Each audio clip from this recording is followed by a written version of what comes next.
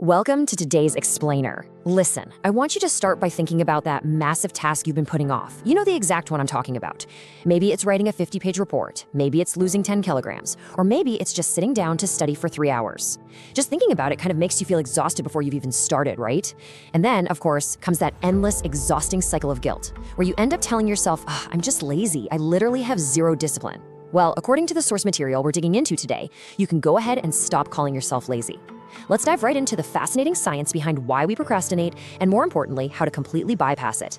So, are you actually lazy, or is your brain just scared? I know, it sounds a little strange at first, but hear me out. The truth is, laziness isn't your real problem here.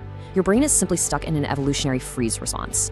Now, thousands of years ago, this response was an absolutely brilliant survival mechanism. But today, it's severely outdated. Your brain is reacting to that massive to-do list exactly the same way our ancestors reacted to a literal predator jumping out of the jungle. It's not a character flaw, guys. It's just a biological miscalculation. Okay, let's get into section 1, the myth of laziness. Deep inside your brain is an ancient threat detection system designed to keep you alive. The problem is, it really struggles to tell the difference between a life-threatening predator and a modern stressor. Imagine you're walking down a road and you look up at a gigantic mountain. If someone tells you to climb to the top right this second, you'd instantly feel paralyzed. When you set a massive goal, your brain sees the mountain, and boom, it triggers a fear response. But what if you're told to just walk to the single stone, something tiny, like just putting on your gym shoes? Suddenly that feels completely safe. So what exactly happens when your brain sees that mountain? It tries to protect you by sending out a danger signal. And you know what that danger signal sounds like? It sounds an awful lot like your own inner voice saying, hey, let's just check the phone real quick, or, the mood isn't quite right, let's just do it tomorrow. We incorrectly label this avoidance as laziness. But your brain? Your brain thinks it's actually rescuing you from what it perceives as a terrifying, overwhelming threat. Moving right along to section 2, the 1-minute rule. If the core problem is that your brain is terrified of a massive commitment, well, the solution is to remove that commitment altogether. The secret lies in a Japanese concept called Kaizen, which is the philosophy of continuous, small, incremental improvements. It relies on this really powerful understanding that every massive result is really just the sum of tiny, consistent steps. Think about it. A marathon runner doesn't run 42 kilometers all at once. They just take the next step. So, the crucial magic number here is 60 seconds. Instead of telling your brain that you're going to sit down and study for 5 agonizing hours, you just tell it, hey, I'm only going to open this book for 60 seconds. And suddenly, the magic happens. That loud, blaring danger signal completely shuts off. Why? Because the brain knows that literally nobody fails, nobody gets exhausted, and nobody suffers in just 1 single minute. You've completely tricked your brain out of its fear response. Which brings us to section 3, action before motivation. This next concept is huge because it completely dismantles a universally accepted myth. We're all taught that we need to feel motivated before we can start something, right? Well, our source material flips that completely upside down with this profound realization. Motivation doesn't come before action. It actually comes after you start.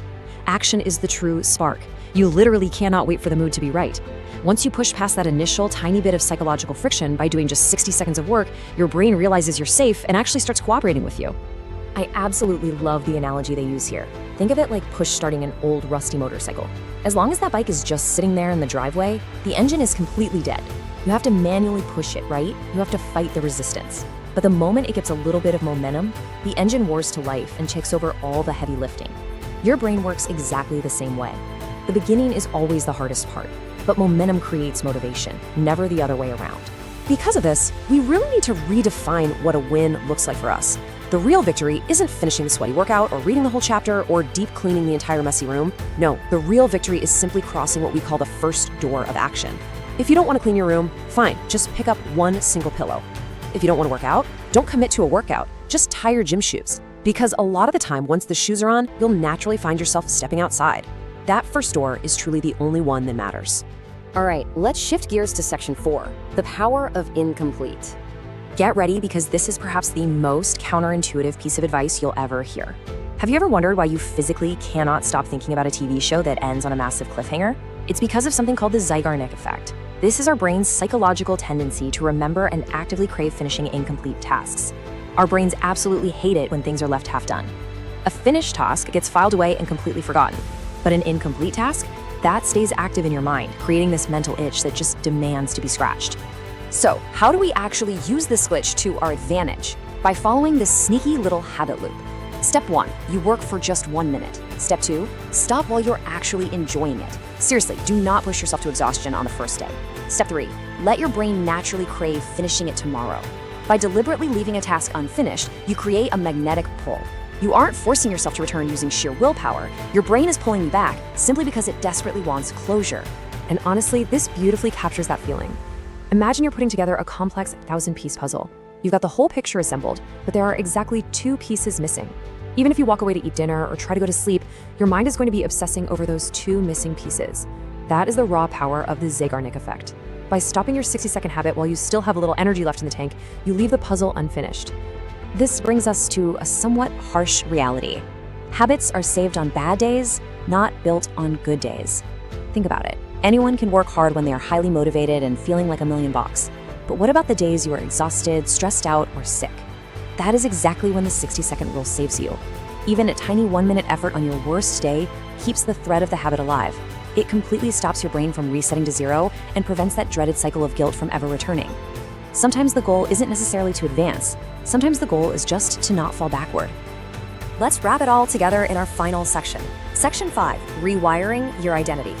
The ultimate goal of these 1-minute actions isn't really just about immediate productivity. It's about creating a radical shift in your core self-identity. Look at the contrast here. Most people focus entirely on results. They say things like, I am trying to read a book. It feels like a chore, doesn't it? It requires a ton of willpower. But when you shift your focus to identity, you say, I'm a reader.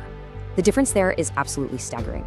When an action becomes a part of who you fundamentally are, just like breathing, willpower is no longer required. You don't have to force yourself to do it because it's simply what you do.